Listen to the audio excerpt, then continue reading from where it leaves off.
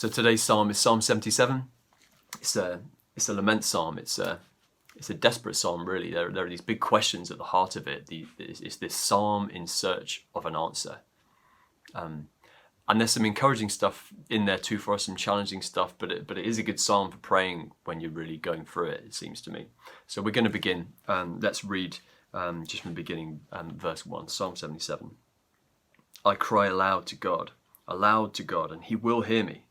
In the day of my trouble, I seek the Lord. In the night, my hand is stretched out without wearying. My soul refuses to be comforted. When I remember God, I moan. When I meditate, my spirit faints. You hold my eyelids open. I'm so troubled that I cannot speak. I consider the days of old, the years long ago. I said, let me remember my song in the night. Let me meditate in my heart. Then my spirit made a diligent search. Will the Lord spurn forever and never again be favourable? Has his steadfast love forever ceased? Are his promises at an end for all time? Has God forgotten to be gracious? Has he in anger shut up his compassion? These big, desperate questions. He cries to God, and the psalm begins with this crying aloud to God. I cry aloud. And it's this desperate crying, and yet there's something challenging, inspiring to me about it, that he comes to God in desperation and yet in confidence. Not sort of an aimless crying out, but actually he calls out to a God who he knows hears. As I cry, he will hear me. There's a confidence that actually when he brings the stuff that he's carrying to God, he knows that he has a conversation partner. He's not alone. And I'm inspired by the next verse as well. Verse 2, in the day of my trouble, I seek the Lord.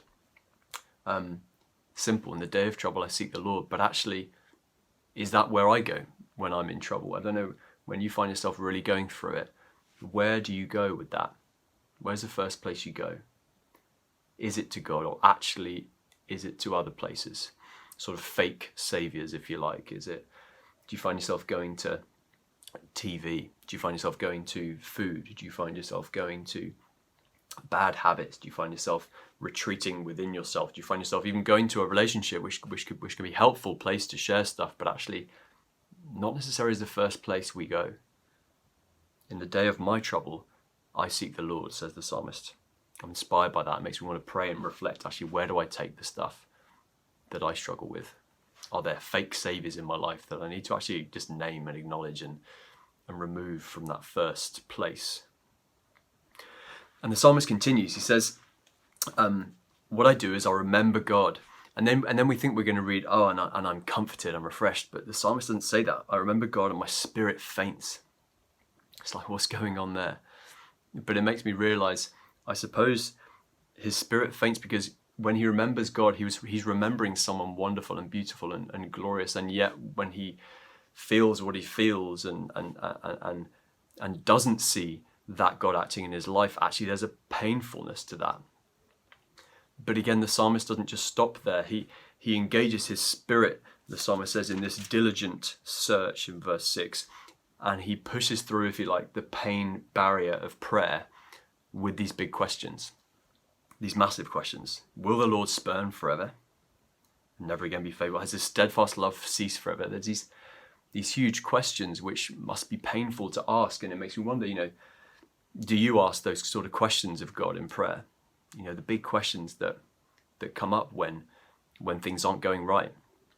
I found myself just this morning asking these pretty massive questions of God. God, if I'm doing this, I thought you're supposed to do this. It can be painful, can't it, bringing those questions to God? And I can be tempted often to, rather than speak them out, articulate them, to actually just keep them to myself, because there's a uncertainty in actually what the answer is going to be sometimes, or it feels like there is.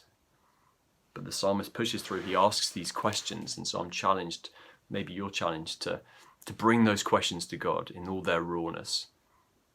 And as he does, he finds himself led, I believe, as part of his conversation with God of asking the questions, down this memory lane, if you like, of the ways that God has been wonderful to him in the past, and the stuff that he's done, and his holiness, and these exclamations like, who is great like our God?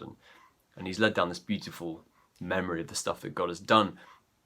And it climaxes in verse 20 that God has led his people like a flock by the hand of Moses and Aaron. And maybe that's just a point for us to just pause and give thanks for the ways that actually, as we look back, we can see the stuff that he's done. There's this profound, brief but profound comment. God's footprints were unseen. And so there is a pain sometimes to it as we, in the moment, as we wonder where God is, and yet the psalmist clearly sees that God was at work in those times. Even though we couldn't see him, he was at work by the hand of Moses and Aaron. And so maybe there's Moses and Aaron's you can give thanks for as you look back. But maybe you can also pray and think, okay, maybe is there someone that God is calling me to be a Moses and Aaron for? It makes me wonder, actually, does the unseen God want to make himself visible through me in the lives of some people around me who are really going through it? So there you go. So a few things to pray for, to pray about, really just, where do you go when you're in trouble? There's some things you need to remove there. Are there some questions that you need to move through that pain barrier to bring to God?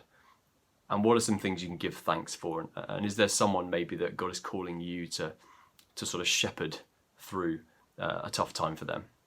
So enjoy praying, and I'll see you soon.